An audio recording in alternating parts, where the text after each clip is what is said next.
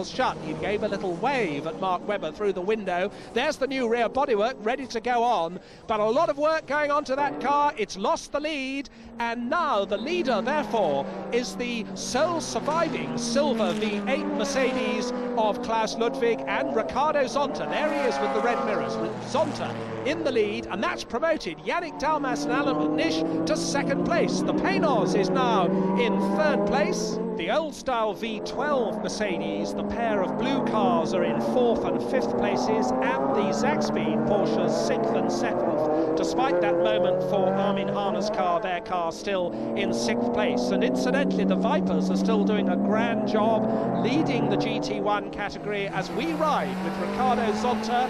His windscreen none too clean this late in the race. He's following the French GT1 Porsche. Ahead of him, one of the two Vipers, the Oreca Vipers, that have been dominating GT2 throughout this race. And interesting, Zonta is being very cautious through these back markers at the moment. He's not past the Viper even now. Now he goes alongside it and ahead of it. But Zonta has such a big lead over the McNish-Dalmas Porsche that this late in the race, the last thing he wants to do is to have a traffic accident.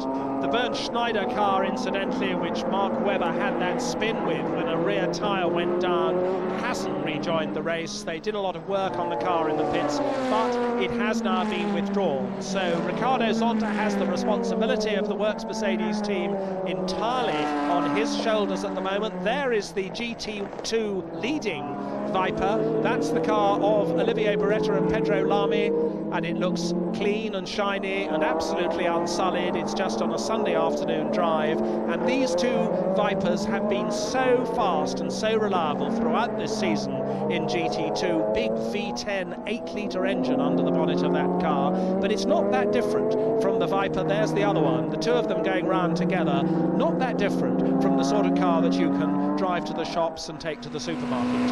Zonta once more coming down the long straight, and once more being very cautious with the traffic. He's got a gaggle of 911 Porsches ahead of him, goes past one of them and then tucks in behind the next one as he starts his final lap. The Brazilian Ricardo Zonta, the reigning Formula 3000 champion, incidentally, who's made a tremendous start to a GT racing career with the Mercedes Works team, now on his final lap. Bernd Schneider out, and Ricardo Zonta and Klaus Ludwig, therefore, on their way to win this race in the sole surviving V8 Mercedes. His headlights still on, hoping that the 911s ahead of him are going to look in their mirrors as he goes steeply up the hill, squirts up the inside of one of them. Meanwhile, Alan McNish and Yannick Dalmas in a magnificent second place in their Porsche. Dalmas in the car at the moment.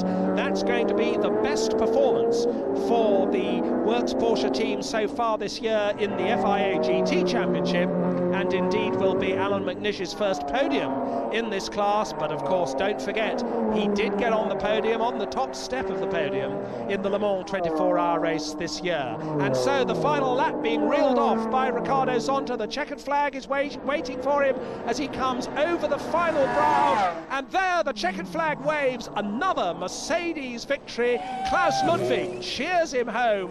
Alan McNish and Yannick Dalmas finish second for Porsche, and a great third place for Paynos, for Eric Bernard and for David Brabham. So here's confirmation of the result. Mercedes really starting to run away with things.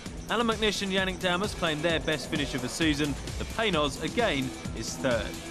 The bad news for Bernd Schneider and Mark Webber is that their failure to finish hands the lead in the Drivers' Championship to today's winners Klaus Ludwig and Ricardo Zonta. Next, the series moves on to Hungary.